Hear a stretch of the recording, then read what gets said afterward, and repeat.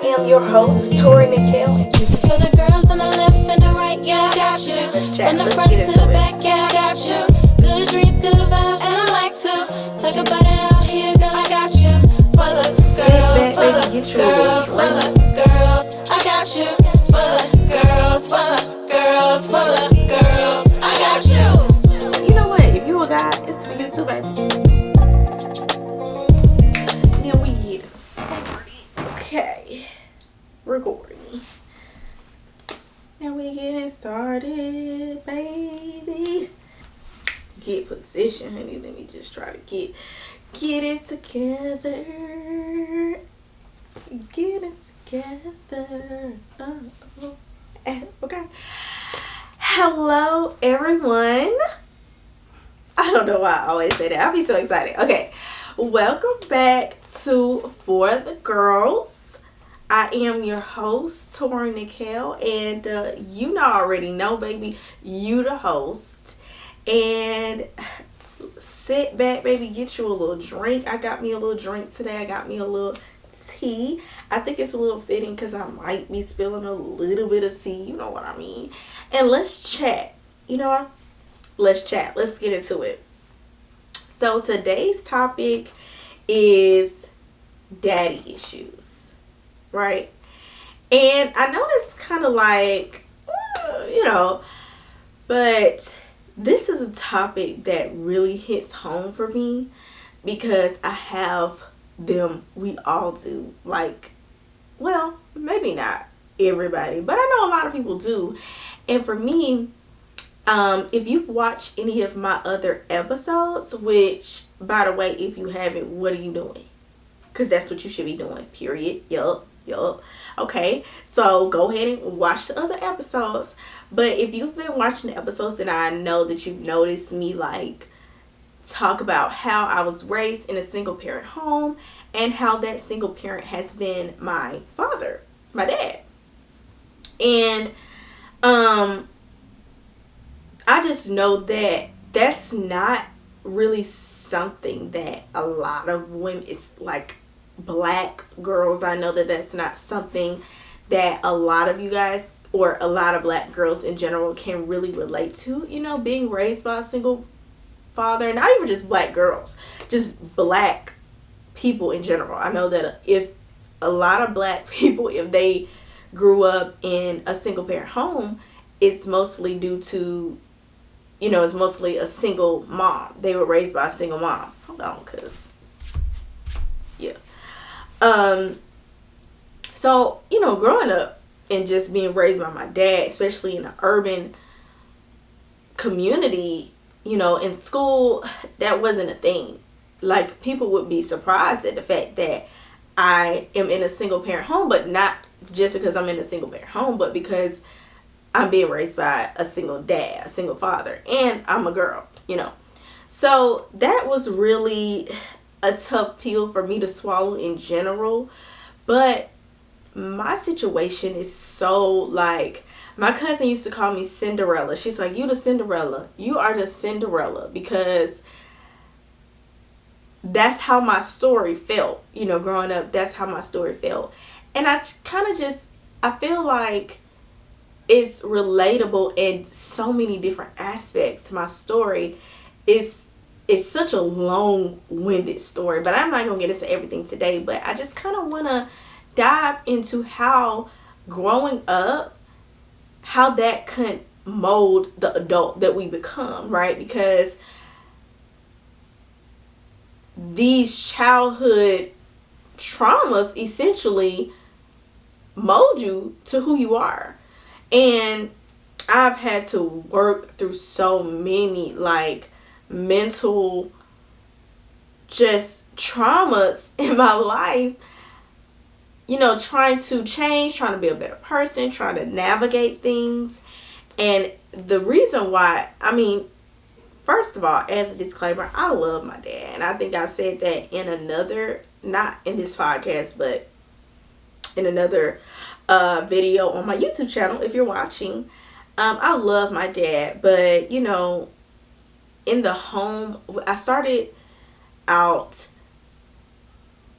me and my dad started out in my grandparents' home, and then we eventually moved. And when we moved in with his girlfriend at the time, and she didn't like me. And mind you, they became, hold on, could get you a sip, okay? Yeah, you heard what I said. Nah, get you a sip. Mm-hmm.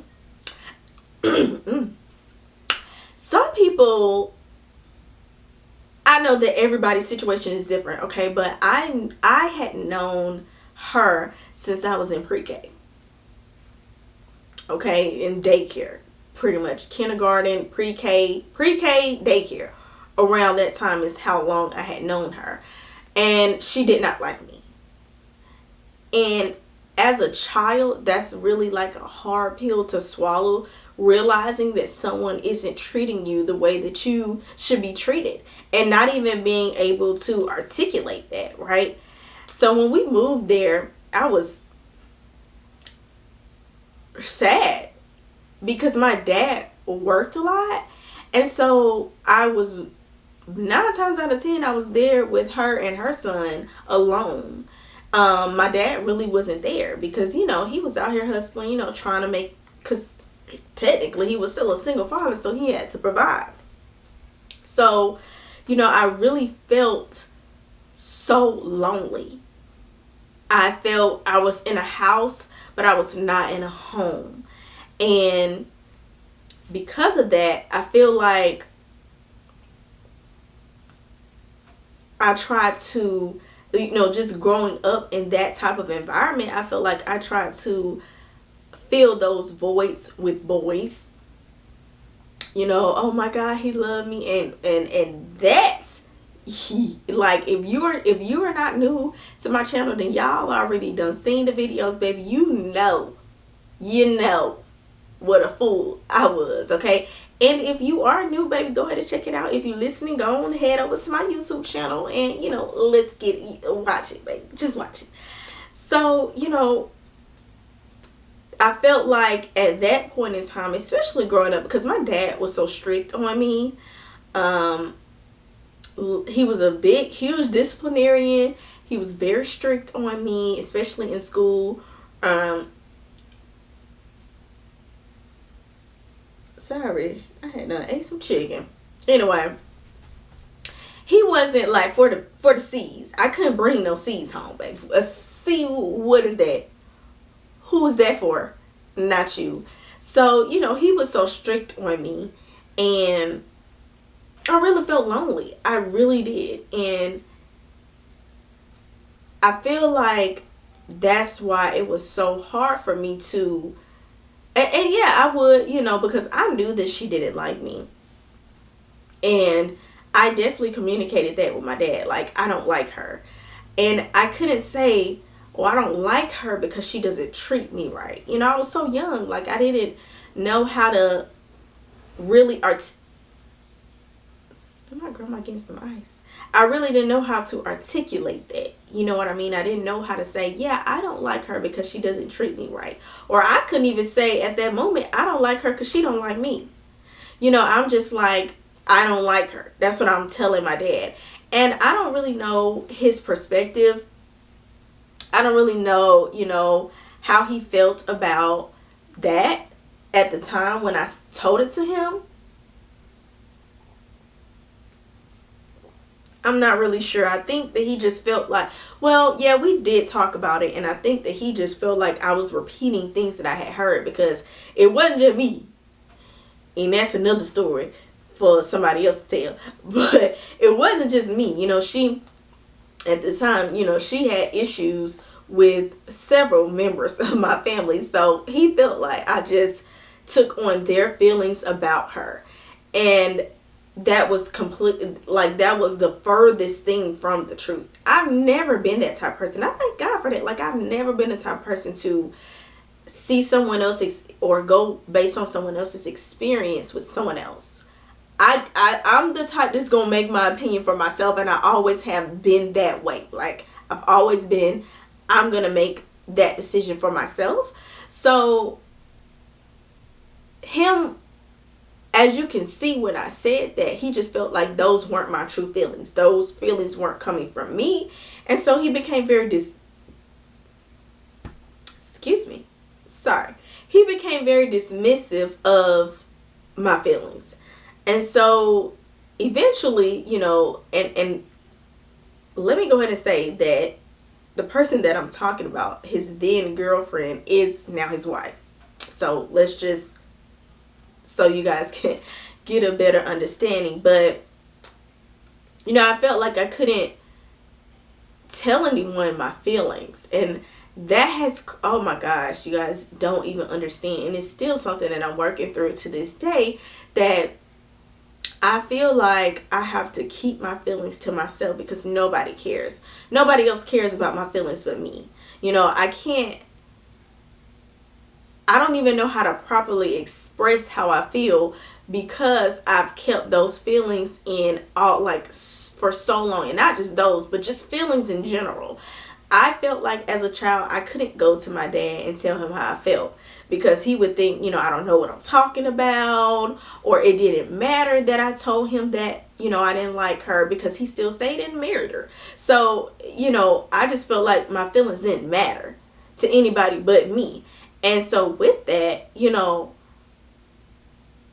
that really created something for me as an adult, because now when I'm getting into relationships, and not just romantic relationships, but relationships in general, friendships, platonic relationships, work, romantic, I have a hard time being able to properly express how I feel and do it in a healthy way. Because my thing, even now when it comes to my dad, we don't have a terrible relationship. We don't have the best, like you would expect for me,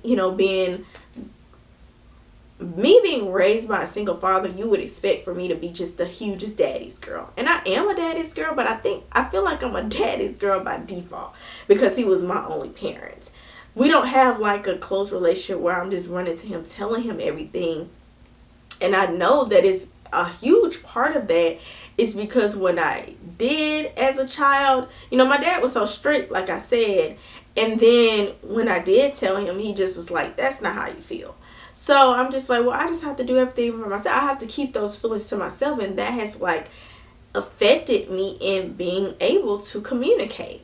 And even now when I talk to my dad and I'm telling him how I feel, I'm either scared or super nervous, or I'm angry. We've had a argument or something, and then it's like word vomit at that point. But other than that, I don't have that, and I've never been given those tools. So, although I do appreciate my dad being so strict on me, because when I talked about those grades, I'm like, at the time I felt like this is too much. This is too harsh. Like, I can get a C. I can make a mistake. But I did appreciate it, after, I went to college, because there wasn't any parent to kind of hold me to any type of standards. I had to hold myself to standards. And so he really instilled in me to hold myself to the best that I can do, because I knew that when I did bring those C's home, it was my best, and I was playing around in class, but I'm like, it really shouldn't matter. But it did, and he really instilled that in me. So I appreciate it now, how harsh he was on me, but I did not appreciate it when it was happening, because I'm like, this too much. Like, why I gotta, but it's a C, it's passing. Like, what is the issue? What is the problem? And I would really cry. Like, I would go to my cousin and cry about it, because she could get C's and it'd be okay. And then when it came to me, my daddy wasn't having it. He was not having it. So, I do appreciate that aspect of it. But when you're going through things like that, like when you're going through your feelings being dismissed, then how do you navigate? Like, how do you teach yourself how to communicate? When you're going through a period of high standards all the way across the board, how do you tell yourself that it's okay to make a mistake? It's okay to fail sometimes, as long as you get back up and don't let that defeat you, it's not a bad thing to fail, because if you don't fail, how will you ever learn to win? Like, those are things that I had to teach myself, because those things were just not acceptable in my home. And I appreciate what he gave me, and I understand now what he was trying to instill in me and what he did instill in me. But at the same time, as a child, it's hard to understand that. You know, it really is. I watched my dad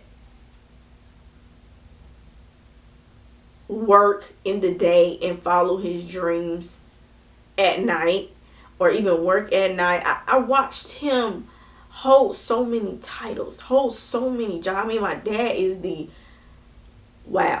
is a hustler. He works so hard. I've never seen anybody work as hard as my dad does.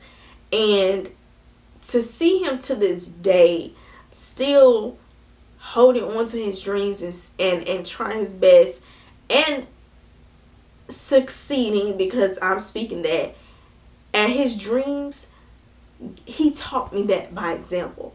I don't think that, he has instilled in me, you want to get a career, you don't want to get a job, things of that nature. We've had those kind of talks, but just watching him by example made me do what I'm doing right now. Do this podcast, because watching him, he was the only example that I had in my home of someone working as hard as he does. He didn't, my dad never forced me to go out and get a job in high school. He ain't never even talked to me about getting a job. When I be getting a job, he be like, what do you need to do that for? But I watched him work so hard that I think that the best teacher is by example, is what they say. And so, I've had such a mixture of things when it comes to my dad. My dad has taught me so many things. Being a girl dad, I know so many things that most girls don't know. I know how to do certain things, like build certain stuff, change my oil. When I change my oil, not change my oil, because I don't even know how to do that now. That's too much. Check the oil in a little dipstick thing. That's about it. Okay. Change a car, boost the tire.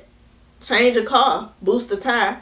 Change the tire, boost the car. Get it together. Okay.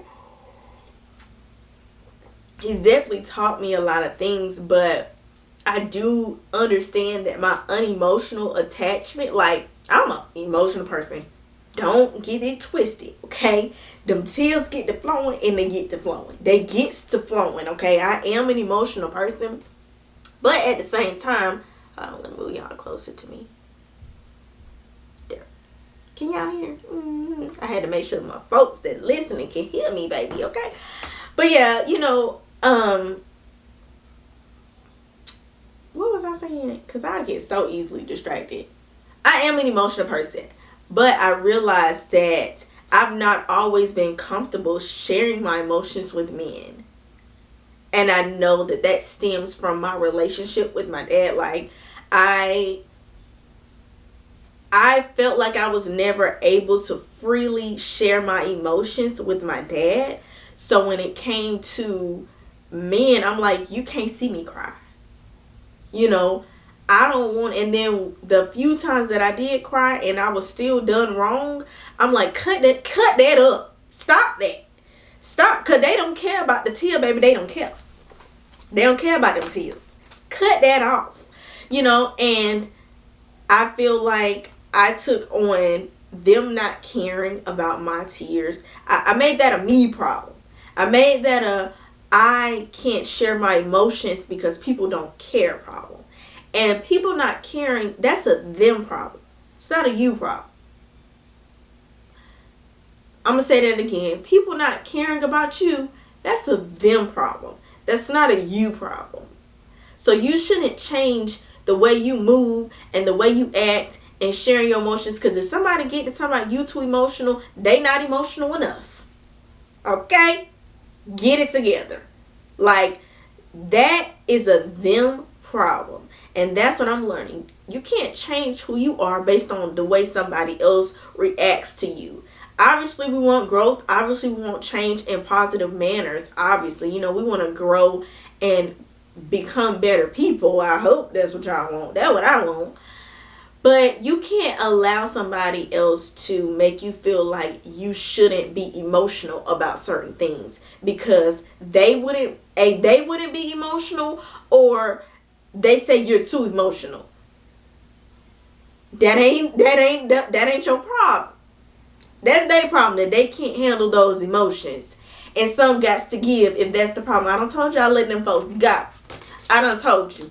Anyway, and I did have a conversation with a friend that's on this channel. If you're watching on YouTube, it is on my channel, about growing up in a single. We talked about so many things on that episode, on that video. But she said something to me, and I'm going to kind of repeat that because I feel like it's so important. And it was a real eye opener for me that my dad had me when he was 22 years old. Baby, at 22, I was distressed, somewhat crying, probably. You know what I mean? Like, literally at 22, I did not have my life together to have no kid. I'm 26 and I still don't have my life together to have no kid. So my dad did his best in raising me with what he knew how to do. And our parents didn't grow up in a generation that encouraged therapy or encouraged growth or encouraged change. I think my parents' generation grew up on tradition. Well, this is the way it's always been done, so this is the way it's going to be. And they kind of I think they kind of mimicked their own childhood as well, instead of kind of breaking those generational curses. And even at the age of 22, even knowing what that looks like, what that means. So with that, I know that my dad did his best with what he had. I can't imagine being 22 and having a kid and not invoking some emotional trauma on them when I was 22. Like, he was a whole single parent, solely providing for me, because at the time, yeah, I did live in a home. It was her home that we lived in, his girlfriend, now wife. But he bought my clothes. He bought my food. He provided for me. And I know, especially as a man, I know that that's what he felt like was more important for him to provide for me. A lot of men do. And that's just a stigma, but that's another topic for another day. But, I know that he did his best with what he had in the time. And we've had conversations about certain things that did happen with me, growing up. And I've gotten some type of clarity, and in some areas I'm like, that's still not adding up. The math is still not mathing. But I know that I do appreciate him for being my parent, for taking responsibility for me, especially as a male, especially as a black male taking on full custody of a daughter. I appreciate that because he stepped up to the plate and took responsibility for his actions. And I could not have asked for anybody better to be my dad. But I know that I have to point out these areas where it just wasn't beneficial for me. And I've had to really work through and try to even understand it myself. Well, why do I react like that to certain things? And why do I say that? And I know, baby, it's the daddy issues. Child, it's the issues. And I mean, I can't just put it all on my dad because my mom wasn't in my life. So I don't, even if she was in my life, I don't think I would have gotten like a very like soft nurturing, because I don't think my mom was like that. Now I can't really say for sure, but I don't think she's like that either. But I feel like somebody can relate. I know that childhood molds you to who you are and the way you handle situations and how you move forward with situations, and it can either positively or negatively affect a relationship. And I definitely think it's something worth talking about. Like, it's something worth looking into, because you gotta want to know, well, why do I act like that? And I act like that because of this. And once you acknowledge the problem or acknowledge the root of that, I think it can be easier to go forward and try to not, act that way. Do that make sense? I don't know. But nonetheless, comment below or sound off wherever you at. Let me know. Give me some feedback. What were some of your childhood things that you realized, hey, this came from that, and that's why I wasn't able to do this, or that's why I act the way that I act now? Like, let me know in the comments, because y'all my co-hosts, and we got to get into it. Let's get into it. Yep. I need to finish that tea, and that just choked me. God dang. Okay. Anyway, that is all for today's episode. I hope you guys enjoyed it. And yeah, that's really my story, y'all. It's a whole lot more. I could tell you a lot more. But that's pretty much it. I hope you enjoyed it, and come back for the next episode. That's it, y'all. Bye. We're gonna be right here in this chair, baby. We're gonna have our drink and we're gonna chat it up. Okay?